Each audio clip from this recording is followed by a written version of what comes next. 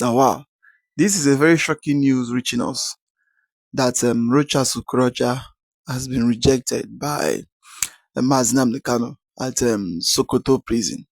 So, at when he went to visit Nnamdi Kanu, that Nnamdi Kanu rejected to see him when he came there to see Nnamdi Kanu, and already is very sending a very powerful message to this our evil politician and those people that think that they have authority and they are the baron of everything.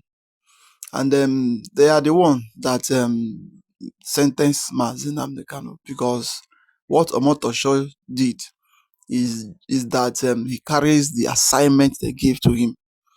But do you see all those Igbo governors and former governors? They are the ones, and those senators. They are the ones because they believe that the reason Nnamdi Kanu is going to bring their power down, and the people will not be listening to what they are saying again. So that is why they did not listen to anybody talking about Nnamdi Kanu for him to be released, apart from this Alex Okti that went to visit him last week, last 2 weeks. So this time, Rochas Okorocha, with all his money and all his name and everything, he went to Sokoto to visit Nnamdi Kanu, and he's being rejected. It's something of shame and something of pity, because sometimes when they are doing their evil work and other things, when they are into power, they will think that they will never leave power. So that is how it is. So my people, I'll allow you to watch the video to the end, because this man really explained a lot of things concerning things happens at Sokoto prison. So as you're about to watch, like, subscribe, and share the video to go and let others see what is really happening in Nigeria. The drama unfolding at the Sokoto Correctional Facility is stirring up more controversy by the day, and it's all centered around the high-profile case of Nnamdi Kanu and former Governor Rochas Okorocha. According to reports, Kanu, who is currently being held at Sokoto prison, refused to meet with Rochas Okorocha during his recent visit. This incident is not just about a refusal to meet, it's sending strong political and social messages, and it's raising eyebrows across the nation. Now, let's break this down for everyone to understand what's really going on. Kanu, the leader of the indigenous people of Biafra, ipob, has been at the center of a heated and ongoing political battle. His group, ipob, has called for the independence of Biafra, a move that has sparked conflict between Kanu and various political figures, both in the southeast and beyond. But here's the interesting part. Kanu was allegedly asked to meet Rochas Okorocha, the former governor of Imo State, who is a prominent figure in Nigerian politics. Okorocha had visited Kanu in prison, hoping to offer some form of support or intervention, perhaps trying to mediate in his case. But Kanu wasn't having any of it. Prison sources have revealed that Kanu declined to come out to see Okorocha and instead ordered prison officials to escort him away. In fact, he is said to have accused Okorocha of contributing to the suffering of the Igbo people. Kanu reportedly said he would not receive anyone linked to the hardship and bloodshed faced by his people. Now, this is where things get really interesting. Okorocha, a former governor and an influential political figure, is seen by some as a representative of the political establishment that Kanu is so fiercely against. To Kanu, Okorocha represents the status quo, the same system that, in his view, oppresses the Igbos. This action by Kanu is a direct statement about his position, not just against Okorocha, but also against the entire political class.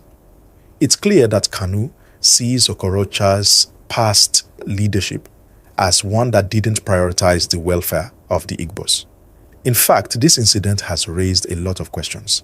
Is Kanu's decision to reject Okorocha an indication that he's not willing to engage with any politician who he feels has betrayed the Igbo cause? And what does this mean for other political figures in Nigeria, especially those who have supported or been linked to the establishment? The reactions to this incident have been wide-ranging. Many of Kanu's supporters especially those within the ipob movement, have cheered his stance. They see him as standing firm on his principles, refusing to be associated with anyone he believes has contributed to the oppression of the Igbo people. They argue that the leadership in Nigeria has done little to address the issues facing the Southeast, and Kanu's decision to shut out Okorocha is a reflection of the deep frustration that many feel about the lack of progress and attention given to the region. On the other hand, there are those who see Kanu's actions as a bit extreme. Some believe that rejecting a fellow Igbo man, especially someone as influential as Okorocha, might not be the best way to foster unity in the region. They argue that while Kanu has a point about the suffering of the Igbo people, his refusal to engage with Okorocha could lead to further division, rather than offering a chance for dialogue or collaboration. Okorocha, for his part, has been one of the more vocal Igbo politicians in the national political arena, often positioning himself as a unifier. His past efforts to work within the Nigerian political system have earned him both supporters and detractors. But one thing is clear. Kanu's rejection of Okorocha shows how deep the political divisions are within the Igbo community. But let's not forget the legal side of this whole story. Nnamdi Kanu's imprisonment has been one of the most controversial cases in Nigerian politics. Kanu was arrested and detained on charges related to terrorism and treason, with many arguing that the case was politically motivated. His supporters believe that Kanu is being unfairly targeted for his activism, while critics argue that he's a threat to national security. What's important to understand is that Kanu's legal situation is far from over. He is currently in Sokoto prison, and his legal team has been fighting for him to be transferred to a facility closer to Abuja, where he can better prepare for his appeal. But here's where it gets complicated. Sokoto is over 700 kilometers away from Abuja, and many believe this is hindering Kanu's ability to properly access his legal team and resources. This situation has added fuel to the fire, with many calling the long-distance transfer a tactic to make it more difficult for Kanu to fight his case effectively. His supporters argue that this move is a deliberate attempt to keep him isolated, away from the people who could help him win his case. It's a matter of convenience, access, and ultimately justice. Kanu's lawyers had filed a request to move him closer to Abuja, but the court denied this request earlier this year. According to reports, the court ruled that the government needed to be consulted, and the case has been adjourned until January 2026. So for now, Kanu remains in Sokoto, far from the political and legal center of Nigeria, making it even harder for him to advocate for his release. The broader implications of Kanu's detention are massive, and they go beyond just his personal case. The ongoing tension between the Nigerian government and ipob highlights a much larger issue: ethnic and regional divisions. For many in the Southeast, Kanu has become a symbol of the struggle for greater autonomy and recognition.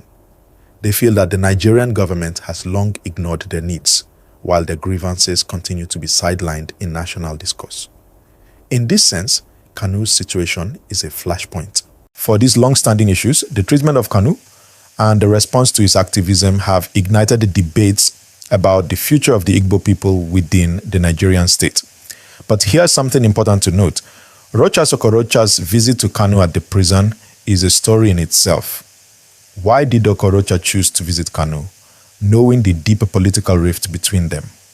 Was he genuinely trying to broker peace, or was this just a political move to improve his image among certain constituencies?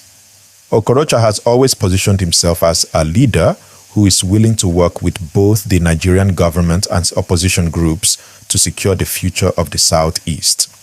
His visit to Kanu could be seen as an attempt to show that he is willing to engage with all sides, even those who oppose him. For Kanu, however, the decision to shut Okorocha out speaks volumes. It shows just how strongly he feels about the political betrayal he perceives from certain leaders. Kanu's actions are a call for those in positions of power to take responsibility for the plight of the Igbo people. It's a reminder that the struggle for justice and equality is not just about legal battles. It's about the deep-seated issues of governance, leadership, and the role of politicians in shaping the future of Nigeria's diverse communities. Now let's take a step back and look at the bigger picture here. Kanu's rejection of Okorocha is just one incident in a much larger conversation about the future of Nigeria. The tension between the federal government and regional groups like ipob is not just about Kanu, it's about the wider sense of frustration that many people in the southeast and other regions feel about their place in the country. Nigeria is a nation of diverse ethnic groups, and each group has its own unique challenges. The question that we need to ask ourselves is, how do we ensure that all voices are heard and represented in our national discourse? As we've discussed, the incident at Sokoto prison isn't just about Kanu refusing to meet with Okorocha. It's emblematic of the larger political and ethnic divides within Nigeria. The Southeast, in particular, has been at the heart of many of these issues. And Kanu, for many, represents a voice for those who feel sidelined by the Nigerian government. The tension surrounding his detention, his leadership of ipob, and the growing frustration among his supporters isn't just about one individual's struggle for justice. It's about the struggles of an entire region that feels unheard and oppressed. The rejection of Okorocha, a prominent political figure from the Southeast, is symbolic. It's a way for Kanu to send a clear message. I will not engage with those who, in my view, have failed to fight for the true liberation of the Igbos. Okorocha, despite his years in power and his self-proclaimed role as a representative of Igbo interests at the national level, isn't seen by everyone as the right champion for the cause. Kanu's refusal is an expression of the anger and disillusionment that many in the Southeast feel about their leaders who they believe have compromised too much and failed to bring about real change for the region. But this is where things get tricky. Okorocha is not just any politician. He has a legacy in the Southeast, having served as governor of Imo State for 2 terms and as a member of the Nigerian Senate. His political career has been marked by both support and controversy. While he has positioned himself as an advocate for the Igbo people, particularly in his role as governor, his political approach hasn't always sat well with everyone. Some see him as a leader who's more concerned with his own political survival than the well-being of the people he represents. For Kanu, Okorocha's visit might have felt like an attempt to bridge the gap between the government and ipob. But Kanu has made it clear that for him, this isn't about compromise. It's about accountability.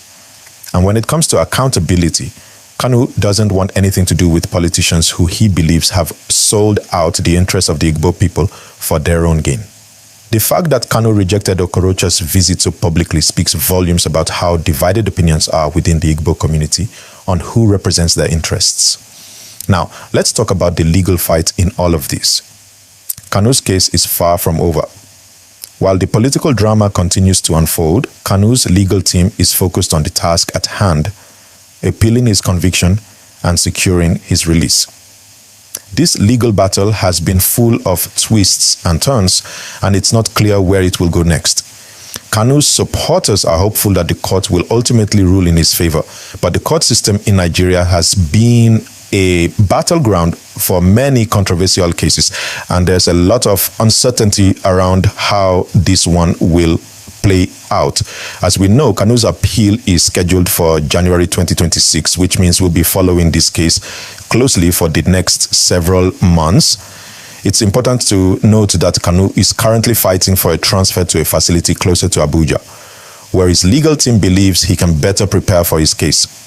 The Sokoto prison, as we've mentioned earlier, is over 700 kilometers from Abuja, and many believe that this distance is strategically placed to make it harder for Kanu to access his legal team and continue his fight.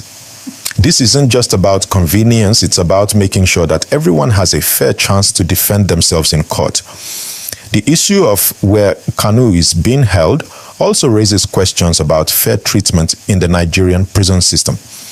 In the past, we've seen high-profile cases where the conditions of detention have been criticized, and Kanu's case is no exception.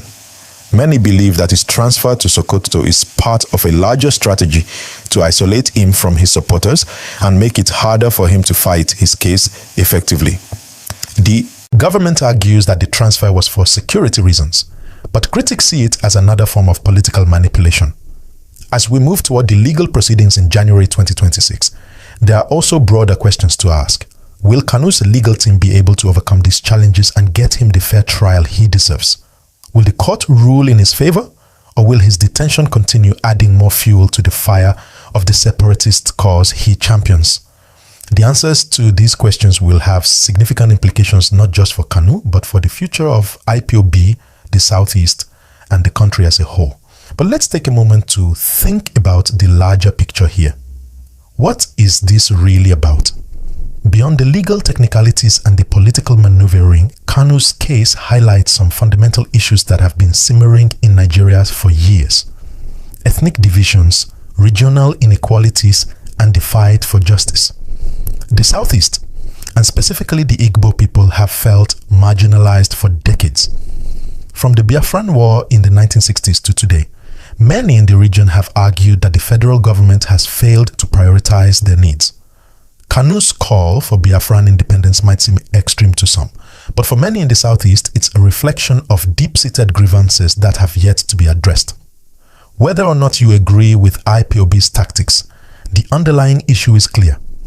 There is a growing sense that the Igbo people and other minority groups in Nigeria have been left behind in the country's national development. And that's what makes this case so important. It's not just about Kanu and Okorocha. It's about the future of Nigeria. Can the country truly come together as one? Or will divisions continue to deepen, with groups like ipob pushing for independence, and other political figures like Okorocha trying to hold things together within the existing structure? The stakes are high, and the resolution to Kanu's case could determine the direction Nigeria takes in the coming years. But let's also remember the people at the heart of this. The ordinary Nigerians who are caught in the middle of all this.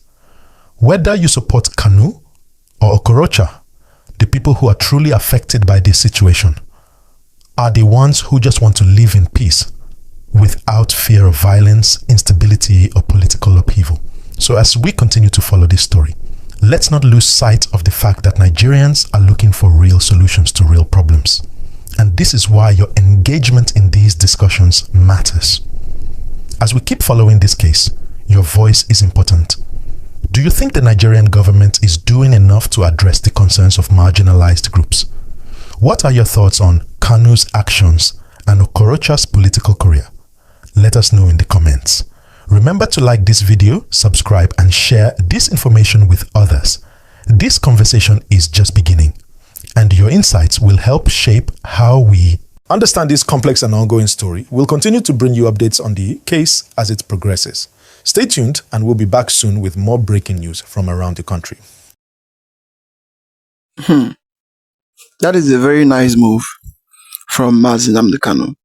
The way he rejected Okorocha and also tell the prisoners to escort him out of the premises, because some of all those our evil politicians, they used to think that everything is in their hand, and they don't used to listen to anybody, and they are the one that used to be at the forefront of this maltreatment, marginalization, and evil treatment against the Igbos, because once they get into power, they will become everything, and they can never listen to anybody, even though the way the Igbo has been crying years by and years come.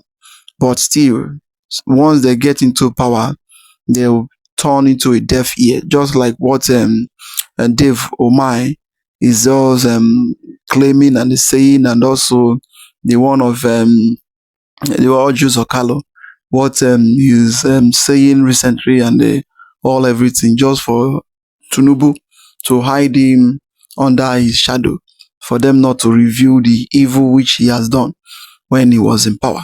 So all those things is part of what the Igbo is facing, is what is the main cause of the marginalization and the main cause of bad treatment to the eastern region. All those things is from their leaders, So the issue of if Nigeria will still remain as one again, It is something of it is a very big question, and it is something to sit down and to think about it before answering. Because the system, the way it is today, I don't think that Igbo man will still accept to be a citizen of Nigeria if you allow them, if you give them a referendum to do today. 99% of the Igbos will vote out of Nigeria. And it's only those politicians that are claiming that Nigeria is indivisible because of they are still gaining from the power. There's other people that will be sitting there and be signing for one Nigeria. But other people in other sectors, they'll sign for the division and they will sign for the independent state of Biafra.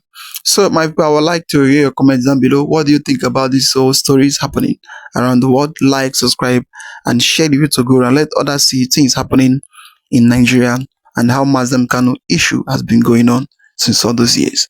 Thank you for watching.